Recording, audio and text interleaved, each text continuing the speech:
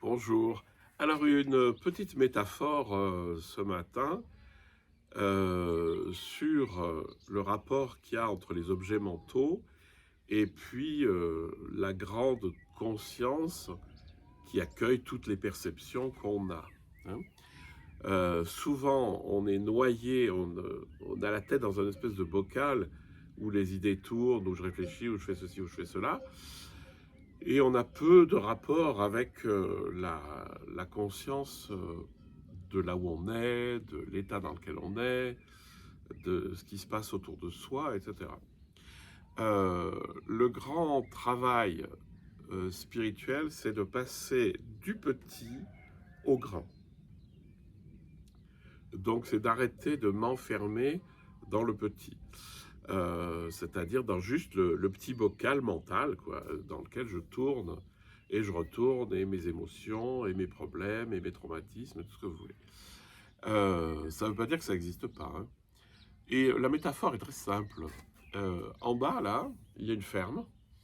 Et comme les sons montent, on entend très bien les gens qui discutent entre eux dans la cour, euh, avec des fois des réflexions du genre «Est-ce que tu veux du café?»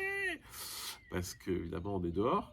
Et puis, ben, vous avez des tas d'animaux de ferme, que je ne saurais même pas ce que c'est, qui font énormément de bruit. Mais écoutez, d'ici, dans ce paysage, c'est tout petit, si vous voulez. Et bien, c'est la même chose pour le mental et pour le rapport avec la présence au monde dont je vous parle tout le temps, c'est-à-dire une pleine, un plein accueil de tout ce qui est donné, là, dans le monde dont je fais partie. Je suis dans le monde est en moi, mais tout ça, ça fait un.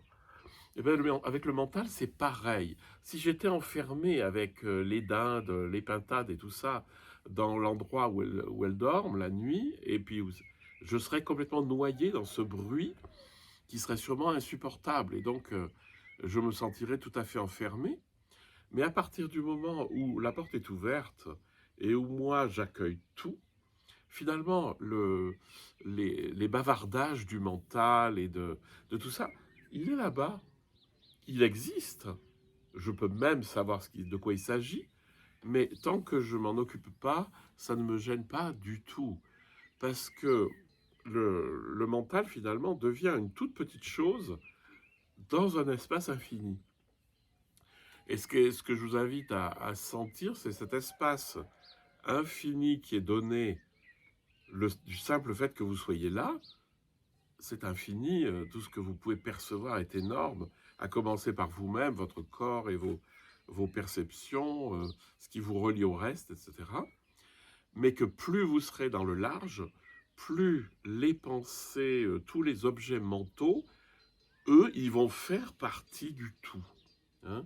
C'est des objets de perception, hein. Dans le bouddhisme, vous avez le sixième sens, c'est le sens des objets mentaux. C'est le sens qui perçoit les objets mentaux. C'est très fin, hein. Nous, on s'est limité à 5 sens alors qu'on en a au moins une vingtaine.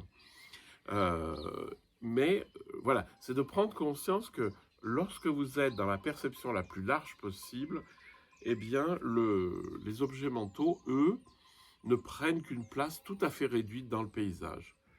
Mais écoutez, essayez de sentir ça. Ça vous aidera à mieux prendre conscience de la conscience qui est là en tant que soubassement de l'existence et qui, elle, est totalement immobile. Passez une bonne journée.